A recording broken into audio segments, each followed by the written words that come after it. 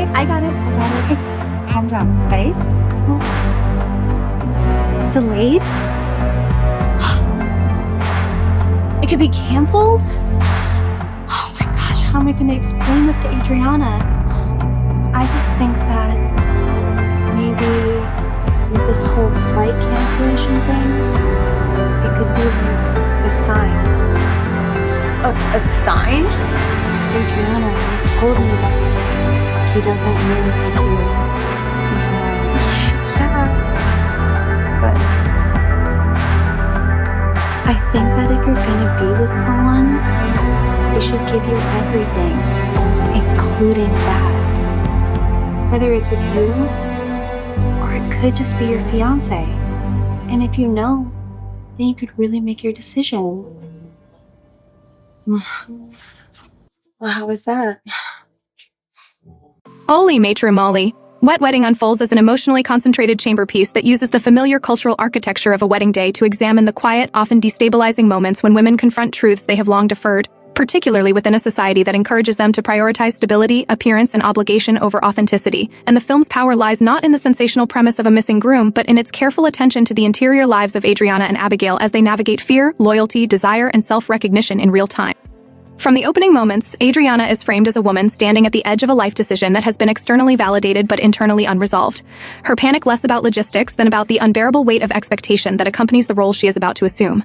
And the absence of the groom functions symbolically as the sudden removal of a narrative anchor she has relied on to steady herself. Abigail, as maid of honor and lifelong confidant, enters not as a disruptive force, but as a stabilizing presence whose care is rooted in deep familiarity, shared history, and an intuitive understanding of Adriana's emotional rhythms, embodying a form of intimacy that many lesbian and queer women will recognize as socially legible precisely because it can be framed as friendship, support, or duty. The film lingers on their interactions in a way that privileges emotional attunement over plot urgency, allowing the viewer to see how easily comfort, reassurance, and concern slide into something more charged when two women are accustomed to reading each other closely and responding with tenderness. When the delayed flight is revealed, Adriana's reaction is not portrayed as hysteria or comic excess, but as the release of a pressure that has been building beneath the surface. And Abigail's response is notably measured, emphasizing grounding, presence, and calm rather than problem-solving, which subtly reframes what it means to support someone in crisis. This dynamic is crucial to the film's queer reading, as it highlights how women are often trained to manage each other's emotions while suppressing their own, creating relational spaces where care becomes both a bridge to connection and a barrier to self-disclosure. Abigail's eventual suggestion that the delay might be a sign Adriana should reconsider marriage is framed with extreme care, not as manipulation or opportunism, but as an act of ethical risk-taking, one that acknowledges the potential cost of honesty while refusing to continue colluding in Adriana's self-denial. Her confession of love, delivered not as a dramatic declaration, but as a quiet articulation of something long held, resonates deeply with lesbian viewers who have experienced the tension between preserving a friendship and honoring a deeper truth, particularly in cultural contexts where women's love for women is often dismissed as a phase, a substitute, or an indulgence, rather than a legitimate orientation or commitment. The film is careful to situate Adriana's shock not as rejection but as cognitive dissonance, the result of confronting a narrative she has not allowed herself to fully examine. And Abigail's observation that Adriana seems to hide parts of herself in her relationship with the groom introduces one of the film's central themes, the cost of self-erasure in pursuit of socially sanctioned happiness. This theme is expanded through Adriana's admission that her relationship with the groom lacks a certain depth of emotional or embodied connection, a revelation treated not as a critique of him, but as an acknowledgement that compatibility cannot be reduced to affection or intention alone, and that women are often encouraged to minimize dissatisfaction if the relationship appears functional from the outside.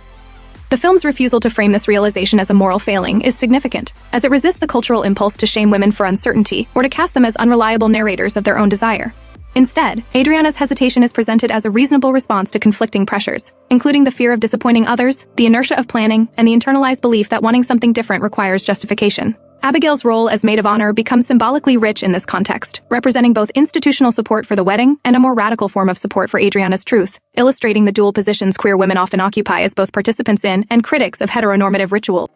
When Abigail suggests that they take a moment to relax and reconnect, the film is careful to frame this not as coercion or escapism, but as an invitation to embodied self-knowledge, emphasizing consent, communication, and mutual awareness. And the ensuing moments are handled with restraint, focusing on Adriana's shifting emotional state rather than on physical detail. This approach allows the narrative to explore how women sometimes need permission to listen to their own responses, having been taught to doubt or deprioritize them, and how safe, attentive presence can create the conditions for self-recognition.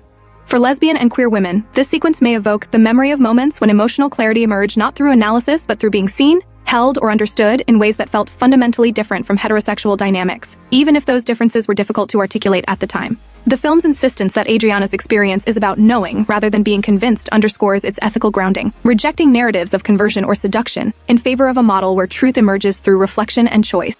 Beyond its specific queer context, Wet Wedding speaks to broader experiences of women who find themselves on the brink of life transitions that promise fulfillment but demand conformity, and who may feel trapped by the momentum of expectation even as doubt grows louder. The wedding, as a cultural symbol, represents not only romantic commitment, but social legitimacy, financial stability, and moral approval. And the film's interrogation of this symbol is particularly resonant in a moment when many women are re-examining inherited scripts around marriage, success, and fulfillment. Abigail's willingness to challenge the inevitability of the wedding without diminishing Adriana's agency reflects a feminist ethic that values autonomy over outcome, and the film's refusal to vilify any character allows it to critique structures rather than individuals. This restraint is also evident in how the film addresses society's discomfort with women's love for one another, a discomfort that often manifests in the policing of boundaries between friendship and romance, or in the trivialization of women's emotional bonds as less serious or less real.